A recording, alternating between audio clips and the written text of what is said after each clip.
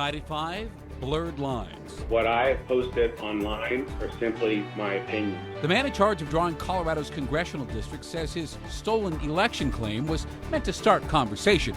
His colleagues say it's enough to take him off the job. Plus, going up. The Broncos announced people will have to pay a little more to see their team in person. And a family comes to grips with a devastating loss one police believe could have been avoided. I'm not mad at the person that did it. I just wish they wouldn't have. Jessica Marie Allen was the glue that held her family together. She was a mother of two whose life was tragically cut short Saturday night when she was T-boned by another driver in Lodo. Jessica was just out working to support her family, and now they're trying to figure out how to move forward after this loss. Here's Denver7's Ivan Rodriguez. For those who loved her most, it's hard to put into words what Jessica Marie Allen meant to them. I always said that she's the mother I wanted to grow up to be like. Her mother says Jessica worked 2 jobs to make sure her family had a good life, especially her 2 daughters. She just made darn well sure that no matter what, she was there for every one of them. Her older sister saying she was the glue that held the family together. Can't go to bed without seeing her.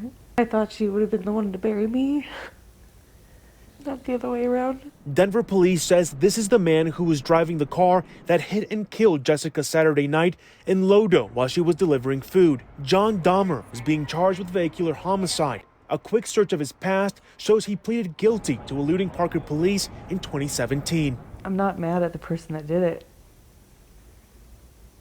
I just wish they wouldn't have.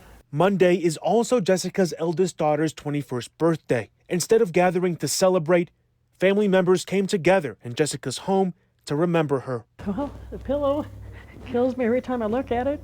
We're just trying to figure out the steps to do and trying to figure out how to take care of everything and when to. A family mourning the loss of the person who dedicated her life to making theirs better. Ivan Rodriguez, Denver7. This afternoon, Colorado's Redistricting Commission voted unanimously to remove Chairman Danny Moore over some social media posts referencing, quote, the China virus and claims of election fraud. The commission is redrawing Colorado's congressional districts to account for all the new people who've moved in over the last decade. They will likely be creating an 8th district. Well, Moore's peers said his post undermined the public trust in the process. And even though he's out as chairman, he's going to stay on the commission, which by law must include 4 Democrats, 4 Republicans, and 4 independents. Now, he claimed his social media posts were meant to stir up conversation. It's getting more expensive to see the Broncos in person. Today, the team announced the average ticket price is going up 6%, $55 next season. In their official statement, the Broncos said they are raising prices because they have more home games next year. The NFL expanded the season from 16 games to 17 games last week. The Broncos got an extra home game out of the deal. The team will not have any problem selling those tickets. 99% of season ticket holders are returning from last year, and the wait list for season tickets includes almost 100,000 names.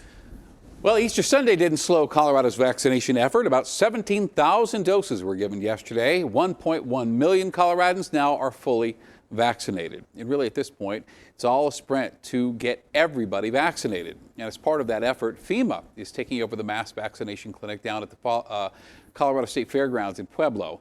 The official transition will be April 14th, a week from Wednesday. The goal is to increase the number of daily shots from 1,700 to 3,000 or more. FEMA is launching similar sites in several other states. Boulder and Jefferson County both announced today that their mask mandate is no longer in effect outside. Masks are still required for indoor gatherings. On Friday, 31 Colorado counties were allowed to loosen their mask mandates considerably. Those are the counties highlighted in green on this map. They account for about 4% of the state's population.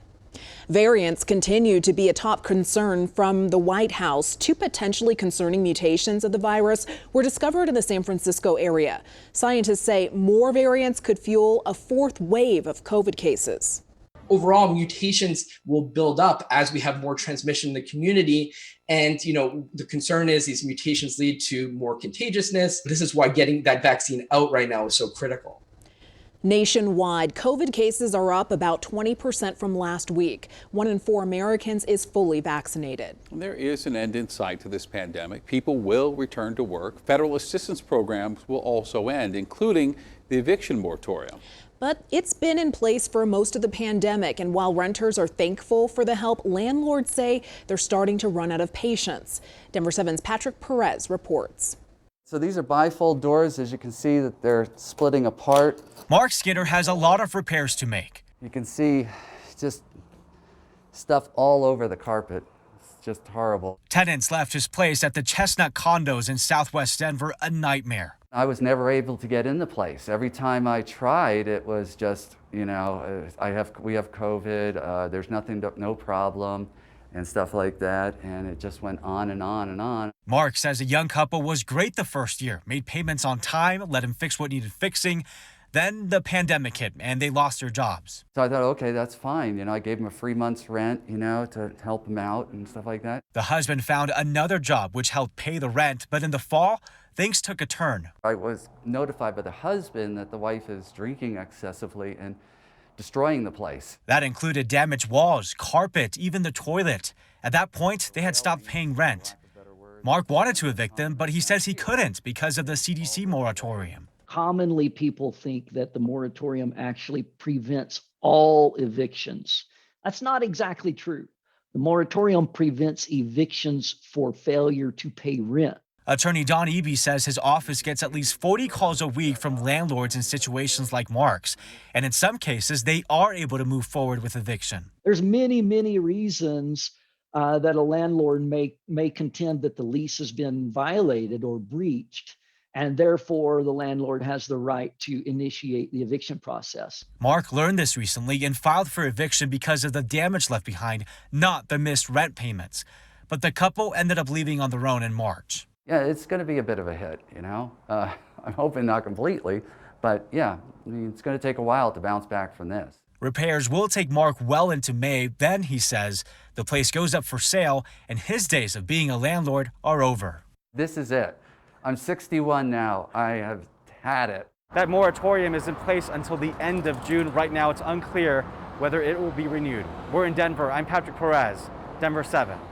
A judge in southern Colorado has sentenced Mario Garcia Bravo to 30 years in prison today, and that closes a chapter in a double murder from March 2017. Derek Greer and Natalie Cano Pardita were murdered after a house party in Colorado Springs. 10 people in all have been arrested and charged in connection with that murder. Today, prosecutors agreed 30 years is not long enough for Bravo. I want to do what's best for the families, but you also are weighted on what's best for the community or the state of Colorado. There are still 3 people waiting to be sentenced in connection with a double murder. And during sentencing today, Pardita's older sister told Bravo to, quote, rot in hell. Today, the State House passed a proposal which forces people to let law enforcement know when their guns are stolen. Governor Polis is expected to sign it. The bill is named for Isabella Thallis, who was killed last year while walking her dog. Denver police believe she was killed by a stolen gun. Earlier this session, Thallis' mother gave emotional testimony in support of the bill. Democrats decided to name the bill after Isabella as a way to honor her memory.